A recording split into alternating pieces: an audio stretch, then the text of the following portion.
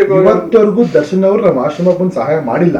ಅವರು ಫ್ರೀ ಇದ್ದಾಗ ನನಗೆ ಫೋನ್ ಮಾಡ್ತಿದ್ರು, ನಾನು ಫ್ರೀ ಇರ್ತಾ ಇರಲಿಲ್ಲ. ನಾನು ಫೋನ್ ಮಾಡಿದಾಗ ಅವ್ರು ಬಿಸಿ ಇರೋರು.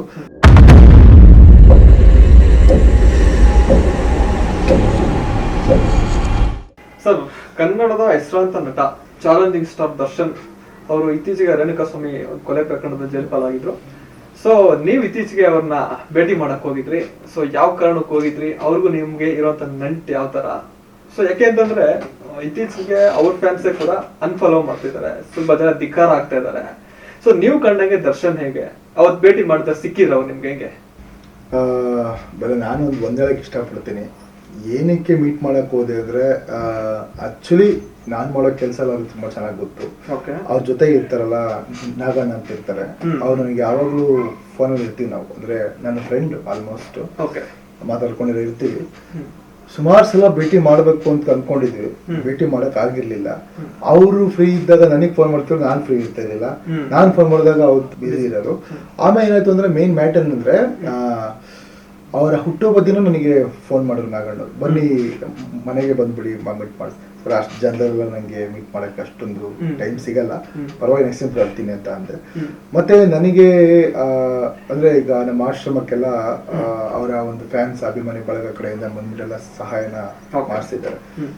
ಅಂದ್ರೆ ಸಹಾಯ ಅಂದ್ರೆ ಆ ರೇಂಜಲ್ಲಿ ಹೊಲ್ಕೊಬೇಡಿ. ಅಂದ್ರೆ ಅವ್ರು ಬರ್ತಡೇ ದಿನ ಹುಟ್ಟುಹಬ್ಬಕ್ಕೋಸ್ಕರ ರೈಸು ಆಮೇಲೆ ಏನೇನ್ ಬೇಕು ಆಶ್ರಮ ಸಾಮರ್ಥ್ಯ ಸಹಾಯ ಮಾಡಿಸಿದ್ದಾರೆ. ಬಟ್ ನಾನು ಹೇಳೋದೇನಂದ್ರೆ ಅವತ್ತು ನಾನು ಹೋಗಿದ್ದೇನಕ್ಕೆ ಅದು ಇಷ್ಟೇ ಉದ್ದೇಶ ಏನಂದ್ರೆ, ನಾವ್ ಯಾರಂತಾನೆ ಗೊತ್ತಿರಲ್ಲ, ನಮ್ಮನ್ನ ಒಂದು ಫಾಲೋ ಮಾಡ್ತಾರೆ, ನಮ್ಮನ್ನ ಒಂದು ನೋಡ್ತಾರೆ, ನಾವು ಮಾಡೋ ಕೆಲಸ ಇಷ್ಟಪಡ್ತಾರೆ, ಯಾರೋ ಕಡೆಯಿಂದ ಫೋನ್ ಮಾಡಿಸಿ ಹೆಲ್ಪ್ ಮಾಡಿಸ್ತಾರೆ ಅಂದ್ರೆ ಈ ಕಾಲದಲ್ಲಿ ಜೊತೆಗಿರೋ ಸಂಬಂಧಿಕರೇ ಆಗಲ್ಲ, ಜೊತೆಗಿರೋ ಇವರೇ ಆಗಲ್ಲ. ಎಲ್ಲೋ ಒಂದ್ ಕಡೆ ನಾವು ಮಾಡೋ ಕೆಲಸ ಇಷ್ಟಪಟ್ಟು ಹೆಲ್ಪ್ ಮಾಡ್ತಾರೆ ಅಂದ್ರೆ ನಾನು ಅದಕ್ಕೆ ಮೊನ್ನೆ ಹೇಳಿದ್ದೀನಿ ಅಂತಂದ್ರೆ, ಖುಷಿಯಲ್ಲಿದ್ದಾಗ ಅವ್ರು ಸಿನಿಮಾ ಸೂಪರ್ ಹಿಟ್ ಆದಾಗ ದೊಡ್ಡ ಅವ್ರ ಮನೆ ಹತ್ರ ಹೋಗಿ ಹಾರ ಹಾಕಿ ಬತ್ತಲೆ ವಿಶ್ ಮಾಡಿ ಹಣ ಸೂಪರ್ ನೀವು ಅಂತ ಹೇಳಿ ಬರೋದಕ್ಕಿಂತ ಕಷ್ಟ ಇದ್ದಾಗ ಹೋಗೋಣ. ಸುಖದಲ್ಲಿದ್ದಾಗ ಹೋದ್ರೆ ಹೋಗೋನು ಏನೋ ಒಂದು ಇಟ್ಕೊಂಡ್ ಬಂದಿರ್ತಾನೆ, ಏನೋ ಒಂದು ಮೈಂಡ್ ಸೆಟ್. ಕಷ್ಟ ಇದ್ದಾಗ ಹೋದಾಗ ಅವ್ರಿಗೊಂದು ಸಿಗುತ್ತೆ, ಒಂದು ಹೋಗ್ಬಿಟ್ಟು ಸರ್ ಏನೂ ಆಗಲ್ಲ ಚೆನ್ನಾಗಿದೆ ಅಂದ್ರೆ ಎಲ್ಲ. ನಂಗೆ ತುಂಬಾ ಜನ ಎಲ್ಲ ಹಾಕಿದ್ರು ಕಮೆಂಟ್ಗಳು, ನೀವು ಅವ್ನು ಸಪೋರ್ಟ್ ಮಾಡ್ತೀರಾ, ದರ್ಶನ್ ಸಪೋರ್ಟ್ ಮಾಡ್ತೀರಾ, ಹಂಗೆ ಹಿಂಗೆ, ನೀನು ಅವನ ತರನೇ, ನೀನು ಮುಂದೆ ಕೊಲೆ ಮಾಡ್ತೀಯಾ, ಹಂಗ್ ಮಾಡ್ತೀಯ ಹಿಂಗ್ ಮಾಡ್ತೀಯ.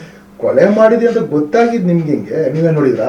ಯಾರು ನೋಡಿದ್ರಾ? ಬದರ್ ನೋಡಿ ಬದರ್ ಹೆತ್ತಾಯಿಗೆ ಹೆಗ್ಣ ಬೂತು ಅಂತ ಕಲ್ಟ ಬದರ್.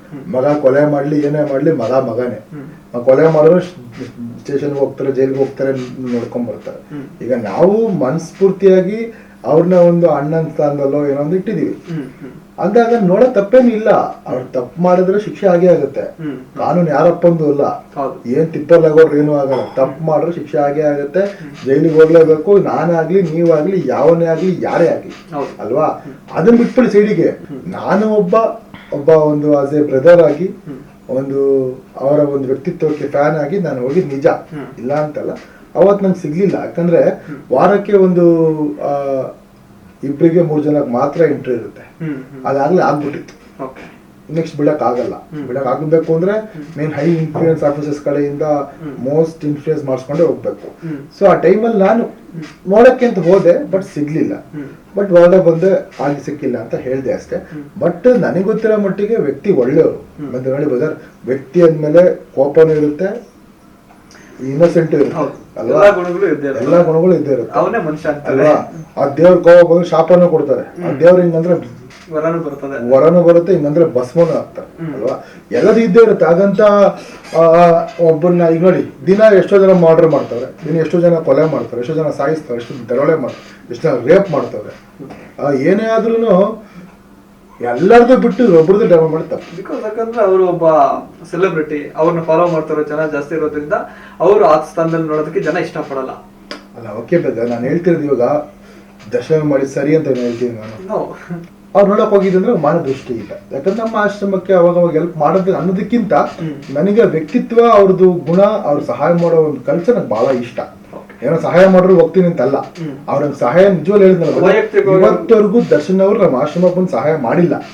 ಅವ್ರ ಅಭಿಮಾನಿಗಳು ಬಂದು ಮಾಡಿದಾರೆ ವಿನಃ ಅವ್ರು ಮಾಡಿಲ್ಲ. ಬಟ್ ನನಗೆ ವೈಯಕ್ತಿಕವಾಗಿ ಸುಮಾರು ಜನ ಸಹಾಯ ಮಾಡಿದ್ದಾರೆ, ಸುಮಾರು ಜನ ಆಪರೇಷನ್ ಮಾಡಿಸಿದ್ದಾರೆ, ಸುಮಾರು ಜನಕ್ಕೆ ಫ್ರೀ ಆಗಿ ಎಜುಕೇಶನ್ ಕೊಡ್ಸಿದ್ದಾರೆ, ಸುಮಾರು ಜನಕ್ಕೆ ಫಾರಿನ್ ಅಲ್ಲಿ ಇಟ್ಟು ಇವತ್ತಿಗೂ ಸ್ಟಡಿ ಮಾಡಿಸ್ತಾ ಇದ್ದಾರೆ. ಆ ಒಂದು ಕ್ಯಾರೆಕ್ಟರ್ ನಂಗೆ ಬಹಳ ಇಷ್ಟ. ಸೊ ಅದಕ್ಕೆ ಹೋದೆ ಅಷ್ಟೇ. ನಿಮ್ಮ ಸ್ವಾರಸ್ಯ ನ್ಯೂಸ್ ಚಾನಲ್ಗೆ ನನ್ನ ಕಡೆಯಿಂದ, ನಮ್ಮ ಆಶ್ರಮ ವತಿಯಿಂದ ಎಲ್ಲರ ಕಡೆಯಿಂದ ಒಳ್ಳೆಯದಾಗಲಿ. ಹಾಗೆ ಸ್ವಾರಸ್ಯ ಯೂಟ್ಯೂಬ್ ಚಾನಲ್ನ ಲೈಕ್ ಮಾಡಿ, ಫಾಲೋ ಮಾಡಿ, ಸಬ್ಸ್ಕ್ರೈಬ್ ಮಾಡಿ, ಪ್ರತಿಯೊಬ್ಬರಿಗೂ ಶೇರ್ ಮಾಡಿ. ಮತ್ತೊಮ್ಮೆ ಜೈ ಸ್ವಾರಸ್ಯ ಚಾನಲ್. ಧನ್ಯವಾದ.